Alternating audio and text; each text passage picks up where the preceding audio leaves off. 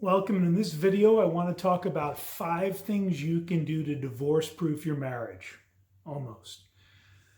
And with my years of coaching men, there's some trends that I've seen, and there's also some studies on research I've done. And these are 5 tips for you to factor in before you get married, if you're younger, and if you're not doing these and you're married already. First is don't get married till you're 30. Guys, if you're 29 or less, there's a 67% likelihood you'll be divorced within 5 years. Do not get married in your early 20s. I personally can attest that doesn't work out.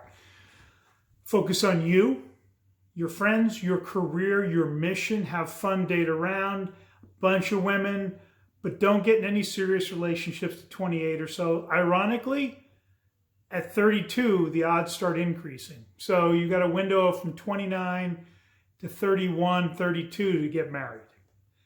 Make sure you pick somebody who's got a career, who's already successful. Number two, never stop dating your wife. Plain and simple, the National Marriage Project did some research. If you date your wife weekly and have time for connection, again, we're not talking sex, we're talking time alone, no kids, just you two.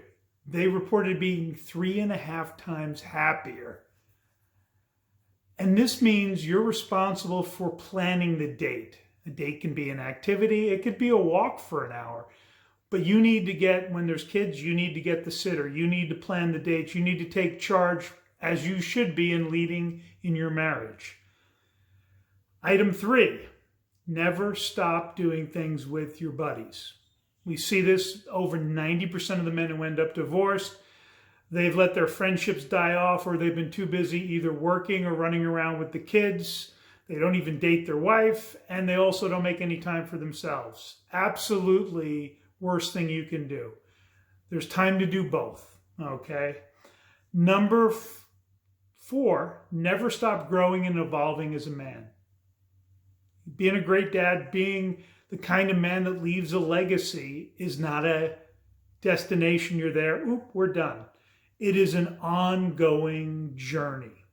It's the reason I do retreats every year, multiple retreats. It's why I get together with other men. It's why I take classes. I continue to read books and reread them because it is a continuous journey.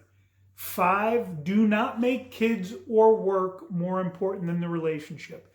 Typically, it's the women who make the kids the priority and men who make work the priority. Either way, the relationship needs to be the priority, not work, not kids. It doesn't mean you don't focus on it, but again, if you've established your career because you waited a little longer to get married, this isn't as much of an issue. And then 5B, if you're marrying a little later, your wife should have a career. If you're going to have her be a stay-at-home mom, have discussions when she's going to return back to work.